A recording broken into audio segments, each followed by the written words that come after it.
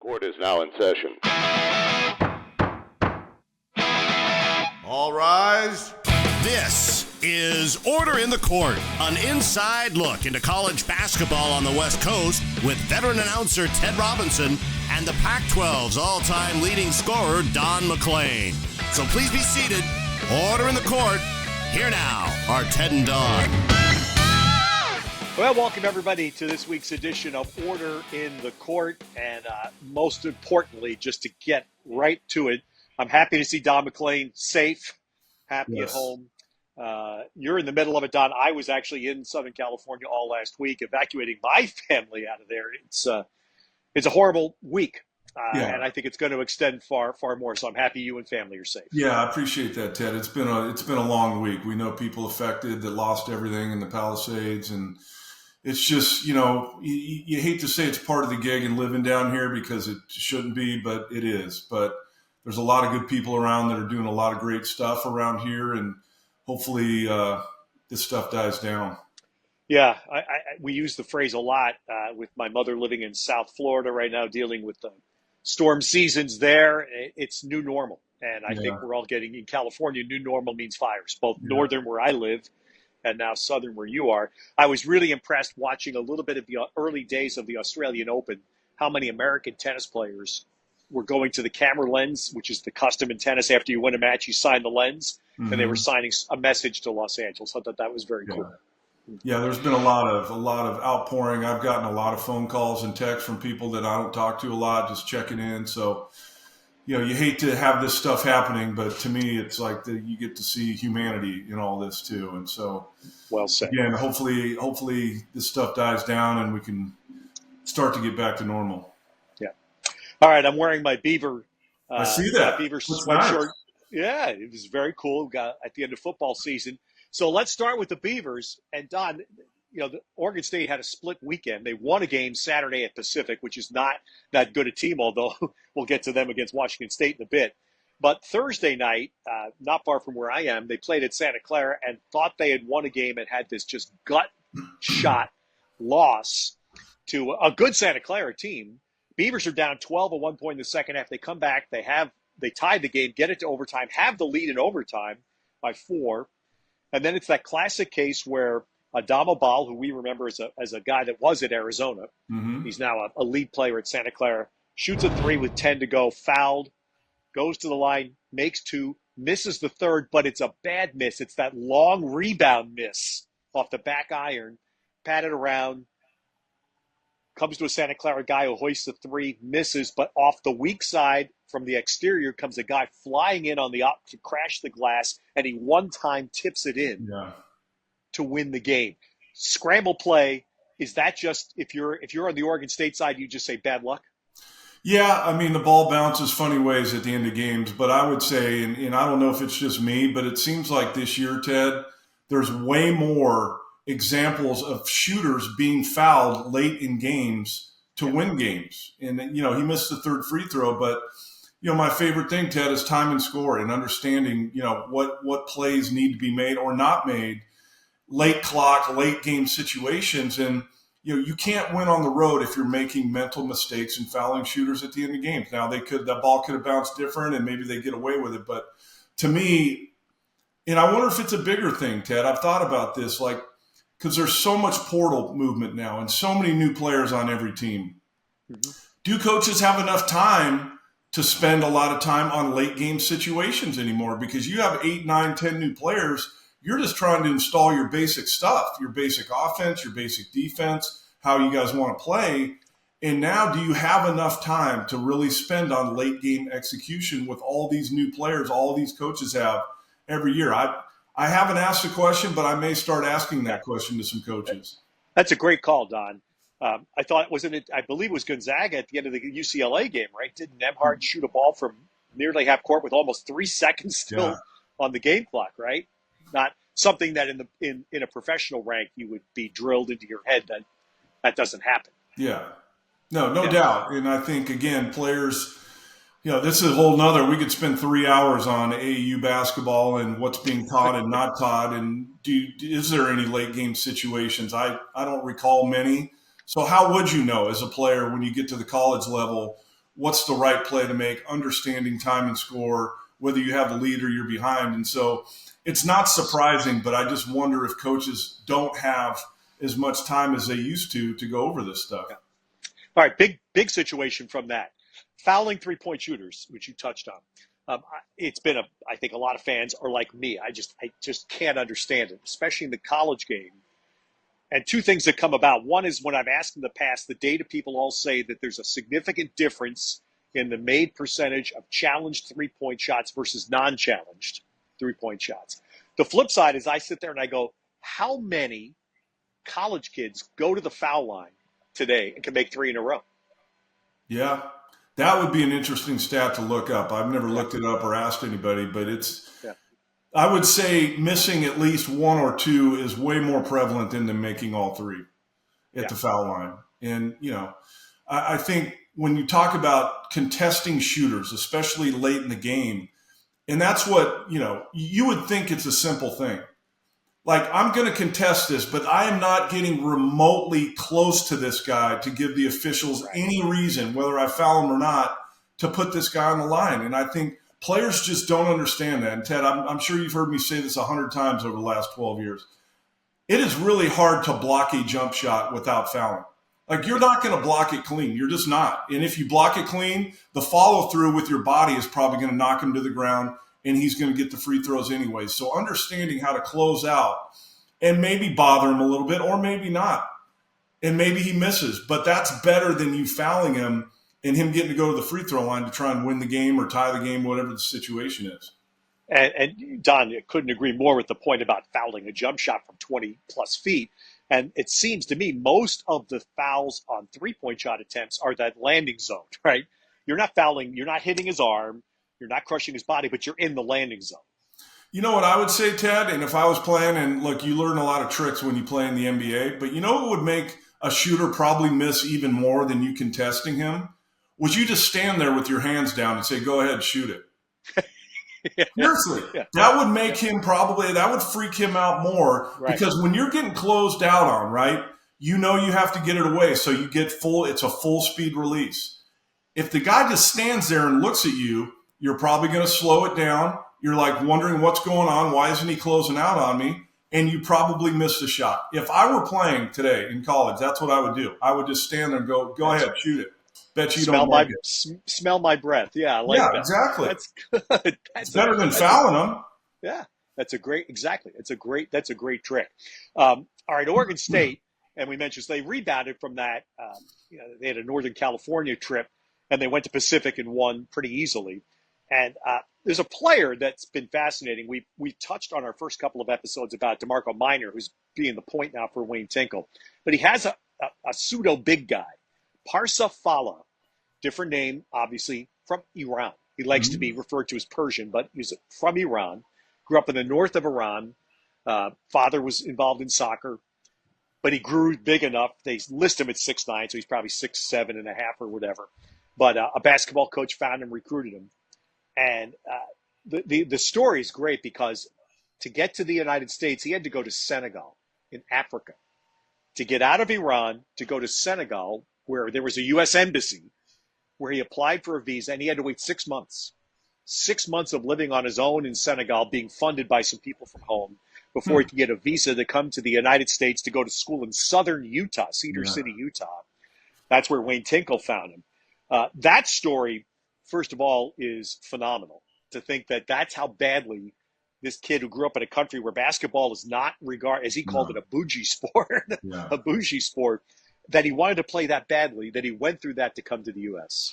Well, and having some success, too. It's not just a pipe dream for him to get to the U.S. and hopefully play college basketball. Like, he had two good years at Southern Utah, and he's having a really good year at Oregon State this year, 24 and 25 points in the last two games. So a big factor for Oregon State. And, I'm sure he's probably going to stay. He's a junior, third year. So I'm sure Wayne will get another year with him next year, and he'll continue to grow as a player. But it is a great story, and you love hearing about stories like that and then them having success once they get here. The thing about his game that's fascinating in today's world, he's a low-post player. And that's the part, Don, that we saw over the weekend in both of those games, where the opposing team didn't have a huge guy to challenge him inside. He is back to the basket at 6'7" or whatever he is. Facets of basketball we don't see very much today. Well, remember, we've talked the first few episodes of this show about Wayne Tinkle having a group that seems like a Wayne Tinkle group.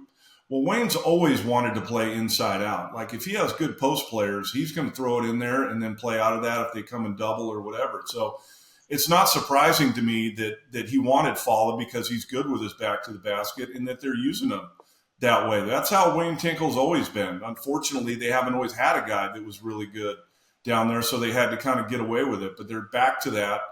In a lot of ways, this Oregon State, it feels like, and I know we've said this, that Oregon State is back to being a Wayne Tinkle basketball team, not just from a overall field perspective, but also how they're playing. And fall is a big reason. Yeah. He's married, by the way. Met somebody when he was in Cedar City, Utah. Got married, and he wants to bring his family over. And the Oregonian, by the way, did a great job of parsing out all of this story from Fala. The game I saw them play in person, and we talked about this in our first episode, the Beavers had a real shot to beat Oregon. You've seen Oregon this year live, too, so you know how good they're right now. Mm-hmm. The difference in the game was Nate Biddle, and that's where Fala, he's not big enough to defend. And Nate Biddle won basically single-handedly was the difference in Oregon beating Oregon State. So the good part for the Beavers is there are not many Nate Biddles around. No. And Biddle's a matchup nightmare for anybody, not just Oregon State, because he can step out and shoot threes. He hasn't shot it great this year, but still he's a threat out there. But all the 7-1, he's been in the program forever at Oregon, veteran player. And that's the one thing, Ted, that just – and I started hearing this, as I'm sure you did, like it was probably 3 or 4 years ago where all these coaches were saying we need to get old. And, that was a new thing, like kind of we need to get old, and the portal became more prevalent so you could get older faster and quicker. But I think I'm finally starting to really see why they were saying that and why they wanted that is these veteran players, even if you played at a mid-major or low major, if you're 24 years old, you're probably going to be pretty good at the high major level just because you're 24 or 25 years old. No matter how good your career was, where low major, mid major, if you are now that old, you're probably, and I said this to my kid the other day sitting on the couch, I said, so this is because we were having this conversation, exact conversation. I said, Kyle, think about if you were a varsity player as a senior in high school and you got to go down and play on the freshman team. You'd be way better because you're older. You're 18. The freshmen are 14 or 15. You would be better no matter what because you're older. And that's kind of what's happening in college basketball now. And as you're saying that, Don, I'm thinking in our recent Pac-12 pass from last year, Jerome Kuznard. Like, what a difference. He was probably 25 by the time he played last year, and he was a man out there. And you could see when Oregon needed something, he was strong enough to bull his way in against a younger, probably less physically developed guard. You could go all across the college basketball landscape right now and identify guys that are having good years that weren't really big names or household names before, but now they're having really good years as a fifth year or grad student or sixth year, and they're probably 24, 25 years old. All right, let's pivot to the Cougs. And it was a rough week for the Cougs because they got trapped by a trap game. Yeah. And on the eve of playing Gonzaga, for the first time in 10 years, they had Pacific coming in, and again, Pacific not very good, and Pacific beat him in overtime. And that, in the world today, as we move towards March, that's going to hurt the Cougs. It's called a quad 4 loss. That's a serious minus in the column. And that's the first time we've seen a David Riley in his first year, that team slip like that.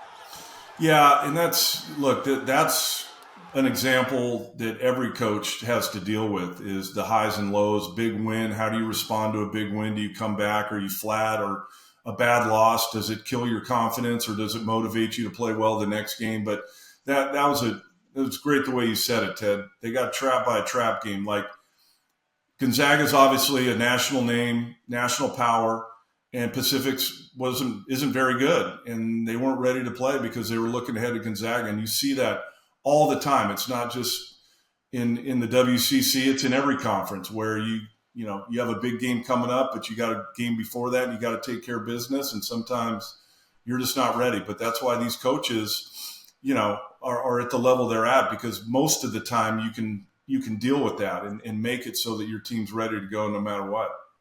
Yeah. All right, so they go now to play 2 nights later. They go to play Gonzaga up in Spokane, and the good news, as I said, it's the first time they've played in 10 years, but they're going to play twice a year this year and next in the WCC, and then, of course, be Pac-12 members. So that's a nice thing. This rivalry will blossom. But I want to ask you about a question because I heard the announcers during the game were talking about this. David Riley mentioned it post-game, and especially when Ryan Nembhard, the Gonzaga's excellent guard, who missed a bunch of the first half with fouls, came back in the second half. Mark, you said he got us to the pace we want to play at. And David Riley used that phrase we hear a lot in basketball. We were sped up. So now, like, I understand. I think a lot of people understand if you're used to hitting an 80-mile-an-hour fastball, then you see a 90-mile-an-hour fastball. You understand that. But explain this for fans. What does that mean when somebody says, in basketball, we were sped up? Well, those are actually, Ted, two different things. Like Gonzaga wants to play with pace, just like we saw with Tommy Lloyd in Arizona. They play the same way. They want to play fast. They want to get up and down. But that's not speaking to the other team being sped up. It's not about the speed of the game. It's that the game is going too fast for you, whether the crowd, and Gonzaga's got a great home crowd, whether it's the pressure defense that Gonzaga was playing. But when you're sped up, you're not comfortable, so you're not making shots. You're not making good decisions. You're not thinking about the game because you're going too fast. And that's separate from Gonzaga wanting to push the ball, throw it ahead, and try and score fast. It's that the environment and the defense have you out of your comfort zone, and you start to make mistakes, you start to miss shots, and you get sped up, and the other team goes on a run, which Gonzaga did in the second half. Yeah. Because it was a close game. I think Gonzaga scored right at the end of the half to go up 3. But they come out in the second half, and Hickman makes a 3. Washington State rims out a point-blank shot, and then Gonzaga comes down the other end and gets an and 1-3. Boom. It was like in like 90 seconds, the game tilted, and the Cougs never really could get their going after that. And from the Cougars side, the good news was we talked about Nate Calmese, and again, because Cedric Coward, who was expected to be the Cougs' best player, has only played a handful of games and is out for the year with an injury. Calmese has stepped in 20 points and 8 assists. So he's given David Riley that point guard play. Yeah, and unfortunately, Ted, as we've talked about, they've had a lot of injuries at Washington State. So give David Riley credit that they're still competing.